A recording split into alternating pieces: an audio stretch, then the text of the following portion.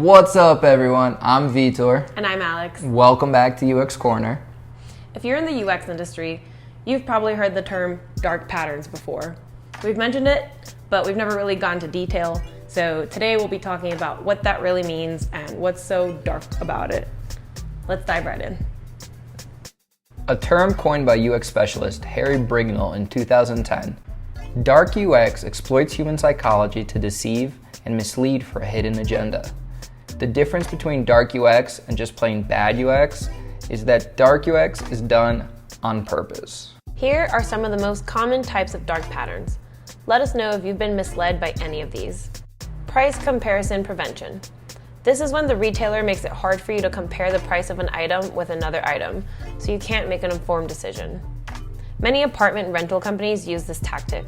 They hide details about certain units and push you to call for more information. Maybe it's a millennial thing, maybe it's just me, but I'm more likely to go find a new complex than to call for details. What about a roach motel? This is a situation that you can get into very easily, but then find it very hard to get out of. Think a premium subscription. Have you ever tried deleting your Amazon account? Well, I challenge you to try doing that today. Hidden costs. You get to the last step of the checkout process only to discover some unexpected charges have appeared. For example, delivery charges, tax, service fees, etc. By now, we all expect those horrific added fees to be applied to our cart when ordering from apps like Postmates or Uber Eats, and these hidden costs are everywhere. Think about how many other companies follow this same pattern of hiding unexpected charges until the end of the checkout process. Recently, I was looking into furniture rentals and I found this awesome package that I thought was a deal. It had everything I needed, so I jumped on it. But when I reached the end, I realized it wasn't actually such a great deal. Such a shame. A misdirection is when a design purposely focuses your attention on one thing in order to distract your attention from another. Canva does this by using their bright primary call to actions to lead you to a purchase page when there is a watermarked image in your design. Your free download is hidden behind a small, inaccessible light gray link text.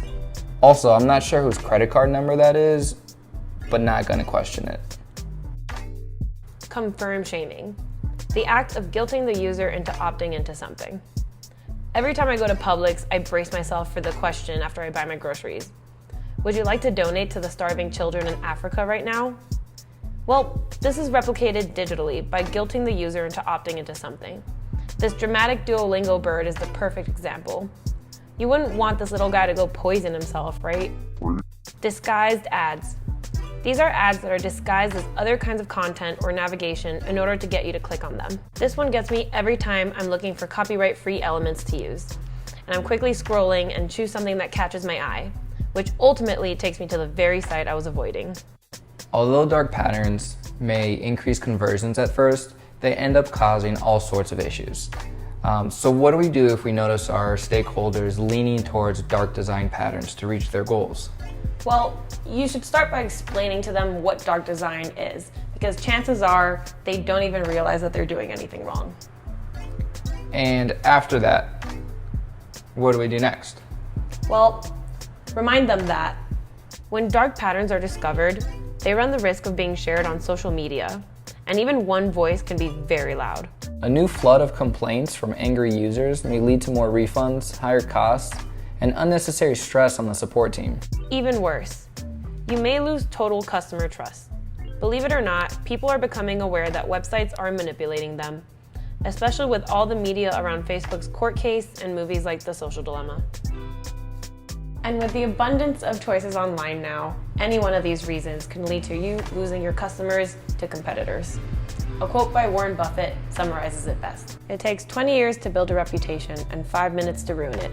If you think about that, you'll do things differently. While dark patterns show a lack of respect for our users, opinion is split on their use as a business tactic. Think about this. What's the difference between a marketing play that uses consumer psychology to influence users, or a dark pattern that manipulates and deceives? And who gets to decide that line? All we know is that UX is meant to improve customer satisfaction, loyalty, and overall delight with users. Say no to dark design to be a better, more ethical user experience designer.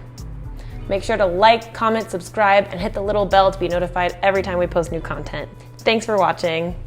Now go out there and solve some people puzzles.